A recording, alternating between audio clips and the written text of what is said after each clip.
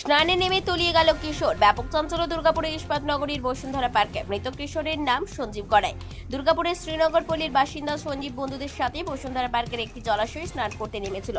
আচমকা জলে তলিয়ে যায়। এরপর স্থানীয়রা খোঁজাখুঁজি শুরু করে। উদ্ধার হয় সঞ্জীবের নিথর দেহ। গভীর কতটা আছে আমি জানি না, মোটামুটি সবাই এখানে তাইতে এরা এসছে ধান্দাবাদ থেকে। তা দিয়ে এবার কি পুলিশ নিয়ে গেছে? পুলিশ এসছে? হ্যাঁ, নিয়ে গেছে তো, মারা গেছে বাচ্চাটা। ব্যাপারটা আমি নিজেও বলতে চাই, ওরা এখানে 20-25টা ছেলে চান করছে। আচ্ছা এবার ফট করে একটা ছেলে বলছে যে আমার ভাই ডুবে গেল। আচ্ছা। এবার ওদের সব ছেলেগুলো উপর উঠে গেল। হুম। তারপরে ওদিক থেকে দুটো ছেলে গিয়ে উঠালো। মানে লোকাল ছিল তারা নাকি? হ্যাঁ, লোকাল ছেলে। এটাতে ফোন করলো, আসলো। মানে আপনি মানে ওরা কতক্ষণ ছিল জলে? ওরা কতক্ষণ ছিল সেটা বলতে পারে, আমি এসে দেখে চলে যাচ্ছে ওরা।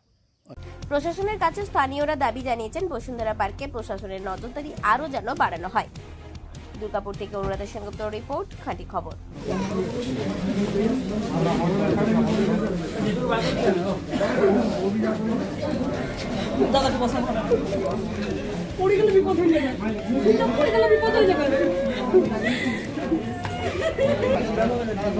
সবাই মিলে চলে যাবে।